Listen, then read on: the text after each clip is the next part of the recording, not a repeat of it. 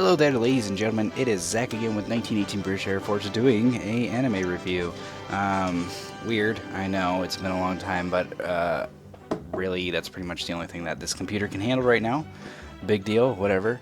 And I want to talk to you guys about Summer Wars. I actually picked up Summer Wars not by accident, but I only had 20 bucks on me at the time, and it was the cheapest thing at Best Buy. What I really wanted to pick up was like maybe Fooly Cooly or something like that, but it wasn't even there, so whatever. First thing I gotta say is that Summer Wars was the best $20 I've spent in a very, very long time. I was thoroughly impressed with it. Another reason why I picked it up is that it had a bunch of awards on the title of it. Usually I don't do that type of stuff, but definitely worth every penny that I spent on it. Okay, so let's do a little summary of the plot. The plot follows Kenji Koiso, which is, if you look at American comic books, superhero names usually have repeating letters, like Peter Parker, for the first name and the last name, so the PP and Reed Richards and stuff like that. So it's a very heroic name from the get-go, from what I gathered. He is unbelievably normal, except for his remarkable talent for math, and he's like high-level genius. Like, he can look at algorithms and completely crap on them, basically, without a second thought. And it's very impressive, his level of math skill. He uses this math skill working as a moderator for Oz. Oz is actually the replacement for the internet in this. It's the second setting, I would call it, in this movie. By the way, this is a movie. It's only about, I think it's like 90 minutes long, maybe a little bit longer. But he is a moderator for Oz. Each person has their own avatar. It basically just functions as the internet / a giant video game. It's really cool. All the animation in Oz is fantastic. It's mind-blowing to watch. But anyways, we're following Kenji, who is asked by Natsuke. I wish I had her actual last name. I'm going to say Jinuichi, just because that's the clan she's from, but I doubt it actually is her last name. Maybe it's Shinohara. It's one of the two. Who's asked by Natsuki who is the most popular girl in school. They're both 11th graders, by the way. To go to Uedo Nagano to celebrate her grandma's 90th birthday. Which, I mean, sounds easy enough, right? Well, little does good old Kenji know that she is actually going to introduce him to her family as her fiancé, because she promised to be engaged before her grandma dies, and that definitely takes him by surprise.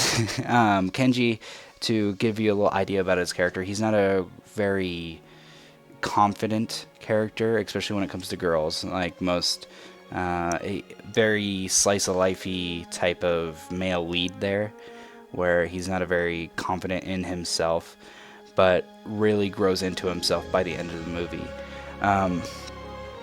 We are introduced to Uncle Wabisuke, who is a part of the Jinuichi clan. By the way, the Jinuichi clan are Shinohara. I'm not sure. The source that I got a lot of my info to parallel with says Shinohara clan, but in the movie they see Jinuichi clan a lot. I'm not quite sure which is which, but I probably just missed something. When you're...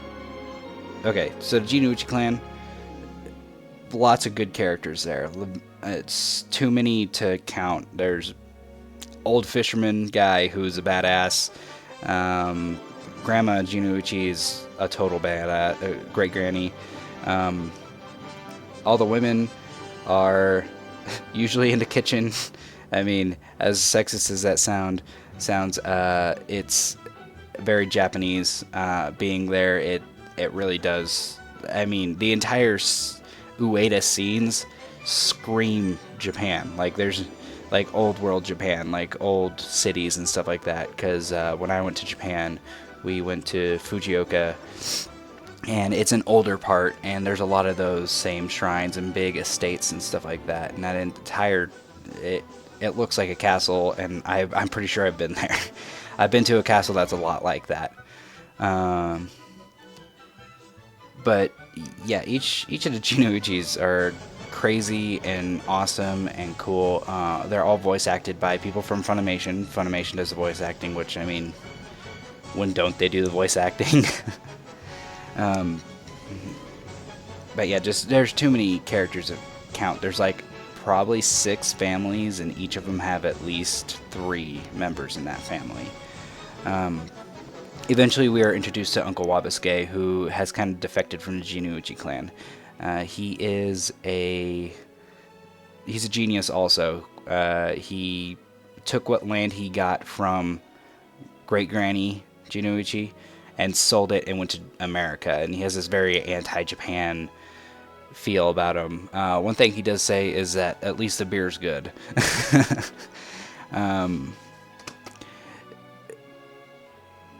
Uncle Wabasuke is Natsuki's first love. There's a slight incest thing thrown in there, but whatever. I should probably get to Wabasuke in a second. Kenji receives a text message with a code, a big algorithm basically, and he solves it in one night. He sends it back, and the next morning he finds out that his avatar's been hijacked and has completely ruined Oz. So through digging and stuff like that, they find out that this isn't actually a person, it's a virus, and its name is Love Machine. Love Machine was actually created by Uncle Wabasuke. As Love Machine grows and takes more and more avatars, it starts to grow and gets more control over the actual systems via Oz / the internet. And that's a big theme of it, not putting all your information, all your passwords, and all your stuff on the internet. I found that pretty interesting for something that's so... It just shows how much we put into the internet and how much we value it, and how much, if something bad happened, like a virus was to take people's identities from the internet, it could do something this bad. So Kenji, with his math genius, and the Jinouchis pull their forces together and try to defeat Love Machine, and hilarity ensues and scary stuff, and it's just a really cool anime. That's the basic summary of it, so let's try to do this in an organized manner. Kenji, asked out by Natsuki to go see her grandma. Oz is hacked. Kenji is framed. Kenji needs to redeem himself with the help of the Jinouchi family, is basically the summary of the plot. I want to switch. You're gonna have to watch and find out and see how cool it actually is. It's pretty fantastic. The music, I want to talk about the music in this. It's fantastic. Seriously, the opening theme of that, if that doesn't scream adventure and cool, awesome stuff, nothing does. It's by far one of the most fantastic opening sequences I've ever heard, and if I am not lazy, I am putting it in the background right now, or throughout the video, or whatever. It's fantastic.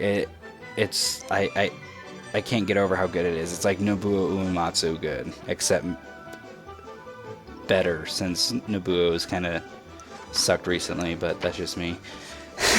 Send your hate mail, I dare you. Animation. Oz, okay, both the segments in Ueda and in Oz are animated beautifully, but in completely different styles. Ueda is this more traditional,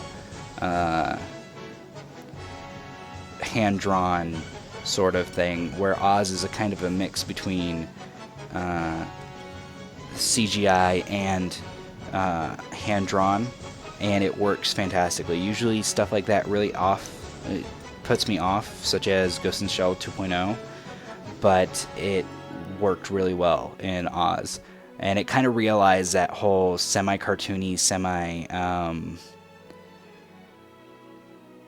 fantasy that we have on the internet, you know, where not everything running around seemed like a meme to me, you know? Each of the avatars seemed like they had their own story, and you could see just the soul of the internet kind of jam-packed in Oz, except less seedy. It's more of like a controlled internet, not like this 97% is porn. Let's look at the next 3%. It's fantastic, really it is. I do have to say the parts in Ueda are just as colorful and just as gorgeous in different ways. It's definitely far more traditional, far more, not realistic, but far more, I guess I could say realistic. It's far more grounded, if you ask me. By far, some of the best animation I've seen in anything. The theme of it is family, for sure. The Jinwuji clan is very close, and it's very apparent in the movie. And togetherness is a very important theme in that. I actually watched this with my little sister, who is not a anime fan by any stretch of the imagination. This is actually probably the first anime she's ever watched. She actually enjoyed it. I don't know. I don't know if she really got the message of it. She really enjoyed it. She thought it was silly, and she thought it was funny, and blah, blah, blah, blah, blah, blah. But, I mean, if an 11 or 12-year-old girl can... 12-year-old girl that just wears Abercrombie and Finch shit all the time and has never watched an anime in her life can enjoy this movie, I'm pretty sure anybody can. And the whole family value of it is fantastic. I think the whole theme of togetherness in the face of adversity is very much a fantastic, one of the biggest points in this movie, and it's a fantastic thing to hit home. There's not a lot of things that are willing to do that nowadays. Also, the other theme being, don't put all your shit on the internet or else it's gonna get hacked, you fucking scrub. I really enjoyed that also. My final thoughts is that this is a fantastic anime. If you have the chance, please see it. It's beautiful and touching, and each of the characters are fantastic. Voice acting's great. It seriously, I'm sure it's probably cheaper by now. I picked it up for $20. Wait till it's in the 50% off bin or something if you really have to, but it's seriously worth every penny. And most animes are going to cost you like $40. You're gonna enjoy this a lot, and you can watch it over and over and over again. I've already watched it 3 or 4 times since I bought it, and that was probably about 2 months ago. I have really enjoyed it. The anime is called Summer Wars, again. It's just a lot of fun. Please pick it up. Anyways, this has been Zach with 1918 British Air Force. Please remember to rate, comment, subscribe, dance. I don't really give a fuck. And as long as you guys enjoy the video, and this is the part where I say goodbye. So, goodbye.